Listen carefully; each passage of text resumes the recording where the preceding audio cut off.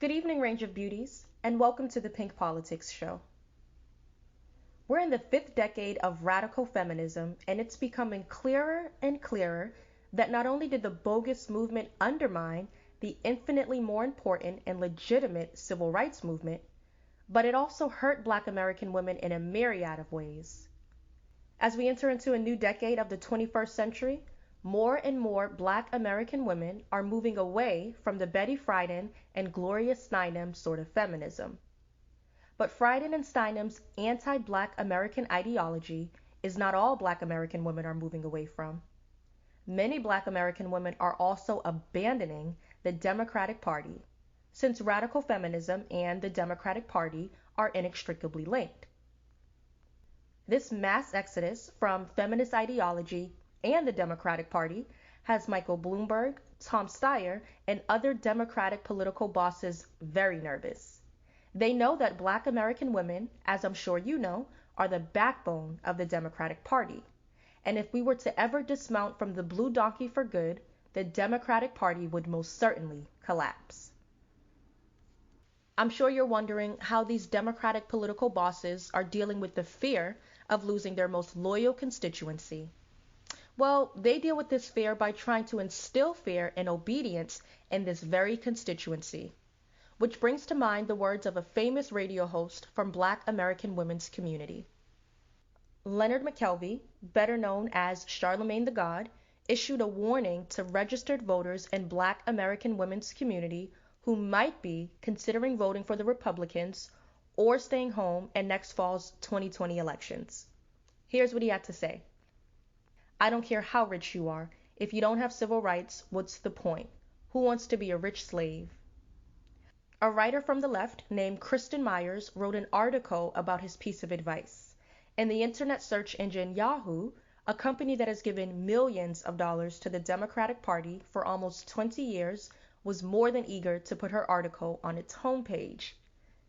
That, of course, was so that it could easily be seen by voters from Black American women's community who didn't hear the radio host's warning for whatever reason. I spoke to him at the Afrotech conference in Oakland, California, and he wanted to remind Black voters that a Trump presidency might put more money in your pockets, but at the same time, the administration will be rolling back civil liberties. So this was a very interesting conversation that I had with the radio host. And, you know, he essentially said, listen, financial prosperity is incredibly important to the African American community and, frankly, to a lot of minority communities, considering the massive racial wealth gap that we have between white families and Black families and Hispanic families. However, he said, and this is what he told me, he said, we have to watch out for the hook, you know, so while they're putting their money in, you know, putting money in your pocket on the one hand, they're snatching, you know, civil rights away from you on the other. And he actually said, and I'm going to quote him here, I don't care how rich you are. If you don't have civil rights, what's the point? Who wants to be a rich slave? Hey, Democrats, we know that you're desperate. So actually, we shouldn't be surprised that they've resorted to all-out fear-mongering in the most disrespectful way. But still, we must call out the Democrats and their allies in the mainstream media for using an individual from Black American women's community to engage in fear-mongering and to mention the horrors of slavery within the context of voting. First of all, there's never been a rich slave in the annals of the history of slavery. In fact, the very idea of a rich slave is certainly an oxymoron, certainly a contradiction in terms, and yet this dumb writer, Kristen Myers, who's probably a graduate of one of those dopey Ivy League schools, found this asinine phrase worthy of comment. Second of all, it's highly offensive and inaccurate to compare the possibility of voting for a vulgar political candidate to enslavement. It's also disingenuous of Charlamagne Tha God and the leftist journalists to only mention Trump while commenting on our civil rights and not the ringleader of the effort to overturn them, which leads us to corporations. Now, in order to fully understand the ridiculously convoluted corporate structure and how Charlamagne Tha God ties into it, we need to talk about associations.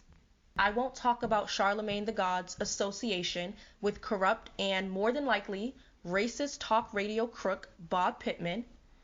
And I also won't talk about Pittman's struggling company that distributes Charlamagne Tha God's radio show, The Breakfast Club. Nope, we're not going to talk about that in this show. All of that is another story for another time.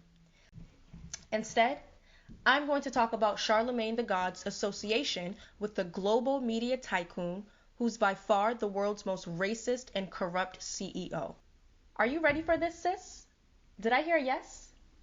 Okay, well, let's get started. As I stated earlier, Charlamagne Tha God hosts a radio show which is based in the liberal and democratic capital of the world, New York City.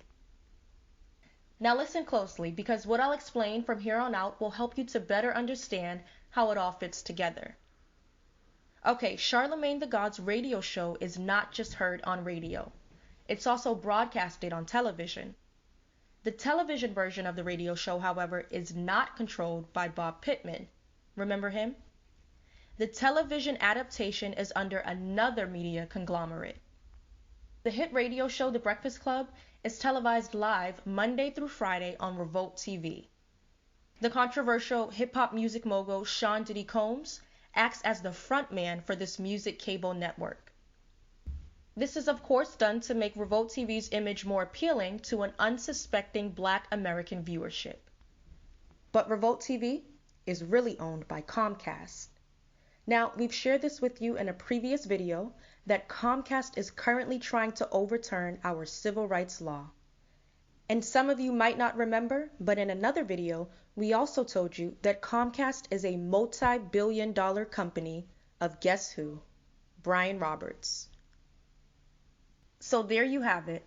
Charlamagne Tha God hosts the televised version of the radio show The Breakfast Club, which is owned by Brian Roberts, who is right now fighting to overturn our civil rights in the Supreme Court and who's donated millions to the Democratic Party. Now we know why Charlamagne Tha God issued a warning to try to scare you into voting Democratic. His boss is a Democratic donor and supporter. But not only that, the fact that he's an employee of Roberts also explains why he didn't mention the racist and corrupt CEO during his voting warning. For ahistorical and unprincipled people, it usually comes down to money. And Charlamagne Tha God, we now know, gets a check from Roberts. And don't think that it escaped my notice that Charlamagne Tha God projected his own boss's evil actions onto Trump. Remember when he said that Trump was putting money in our pockets but rolling back all of our other civil rights and civil liberties? Well, the reality is that globalist, racist Brian Roberts is putting money in Charlamagne's pocket, while at the same time asking the Supreme Court to overturn our civil rights law of 1866.